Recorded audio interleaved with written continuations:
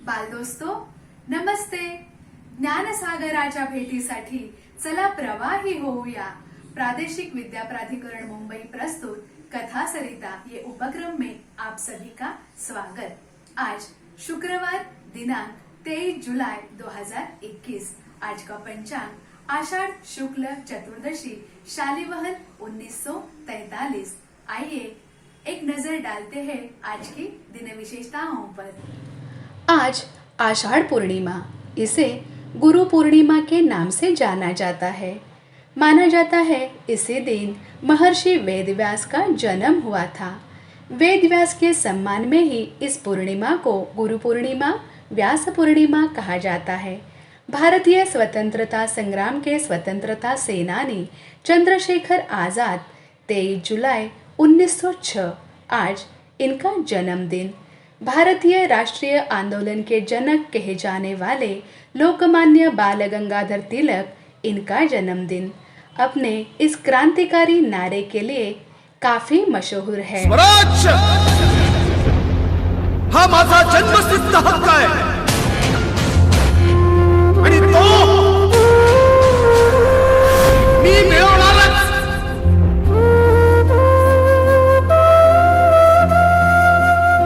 इस नारे ने राष्ट्रीय आंदोलन के वक्त युवाओं के मन में अपने स्वराज पाने के लिए एक नया जोश भर दिया था.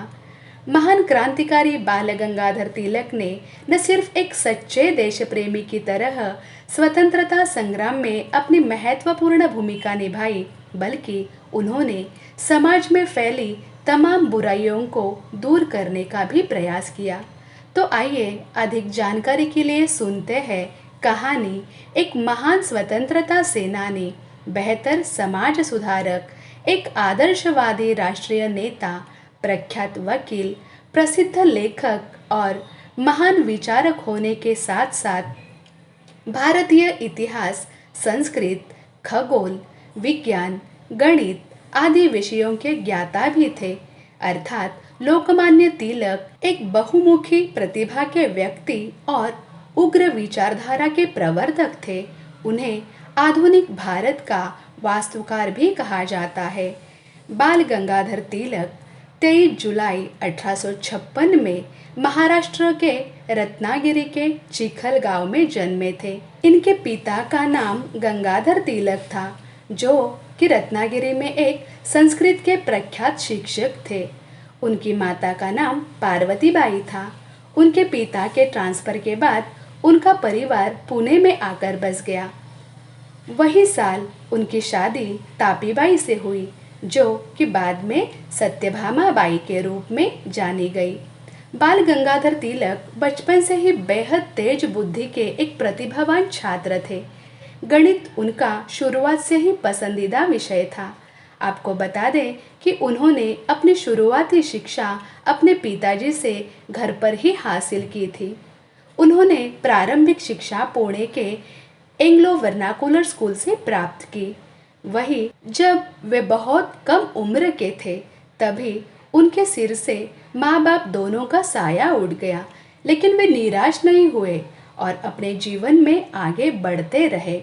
इसके बाद उन्होंने पुणे के डेक्कन कॉलेज से संस्कृत और गणित विषय से बीए की डिग्री हासिल की. इसके बाद तिलक ने मुंबई के सरकारी लॉ कॉलेज से एलएलबी को पढ़ाई की और लॉ की डिग्री हासिल की.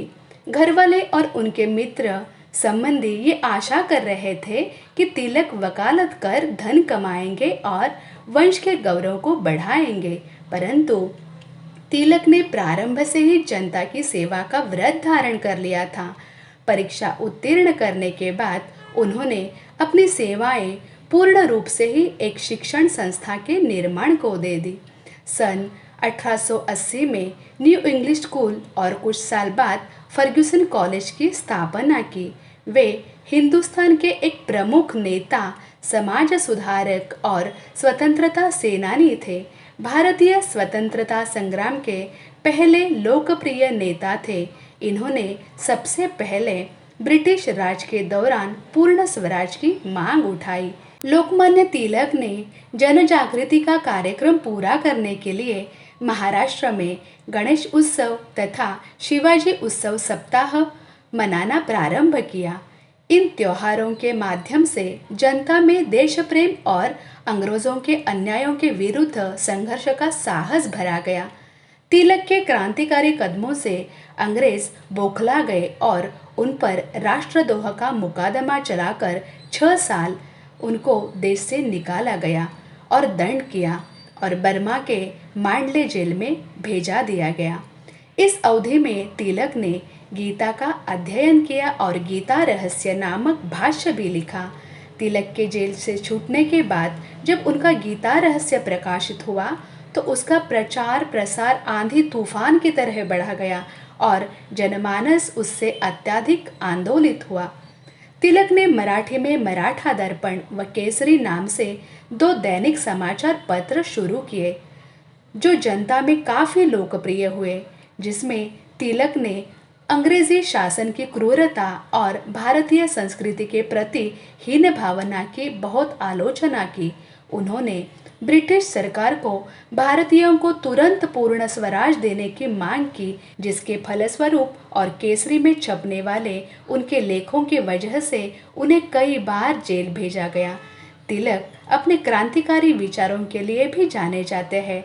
ऐसे भारत के वीर स्वतंत्रता सेनानी का निधन 1 अगस्त 1920 को मुंबई में हुआ। सो दोस्तों, कैसी लगी आज की कहानी? जरूर बताएं अपने राय कमेंट बॉक्स में और लाइक और शेयर करना ना भूलें। ऐसे ही नई नई कहानी सुनने के लिए हमारे YouTube चैनल को आप सब्सक्राइब करें और कल मिलते हैं एक नई कहानी के साथ। तब तक आप स्वस्थ रहें, मस्त रहें। धन्यवाद।